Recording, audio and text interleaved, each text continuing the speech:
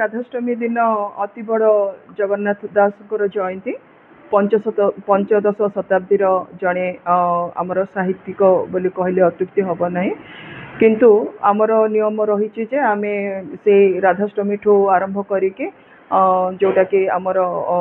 भागवत जन्म पर्यंत पूर्णिमा पर्यंत आमे जेकोसी गोटे दिन करूँ बा से 7 दिन आमे पारायण बढ़े पारू। तो यही जो कार्यक्रम आज है यहाँ हूँ अखिल भारतीय साहित्य परिषद अंतर्गत महेंद्र तनिया साहित्य संसद गोटे शाखा गजपति जिला शाखार आमे 16 जन सदस्य आजीवन सदस्य ए कार्यक्रम को आयोजन करथिलो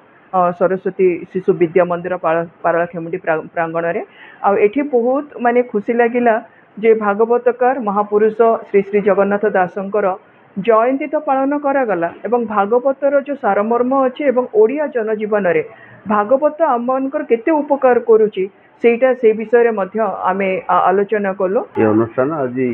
भागवतकार जगन्नाथ दासंग जयंती पालन करते ये अवसर में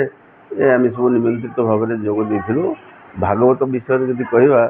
आज संसार जो पहली विशृंखला सब सृष्टि होती साहित्य संस्कृति व्यवहार आचार नियम धर्म सबु क्षेत्र में विशृंखला सृष्टि होती आज जगन्नाथ दास भागवत तेणु प्रासंगिक जदि घरे घरे जगन्नाथ दास से ओडिया भागवतर पारायण हुए तेज आम पूर्व संस्कृति ओडिया मानकर पुणी फेरी आसो समाज रे देश रे जाति रे सबुठी श्रृंखलाबद्ध भाव में मनीष मैंने जीवन यापन करेंगे। आज जो सरस्वती शिशु विद्या मंदिर रे जगन्नाथ अति बड़ी जगन्नाथ दासंकर जो भागवत उपर आलोचना डका जाता मु किछि कही आमे देखिबा उत्कलीय संस्कृति को जगन्नाथ संस्कृति बा भागवत संस्कृति कहले किछि अत्युक्ति हेब नहीं कहीं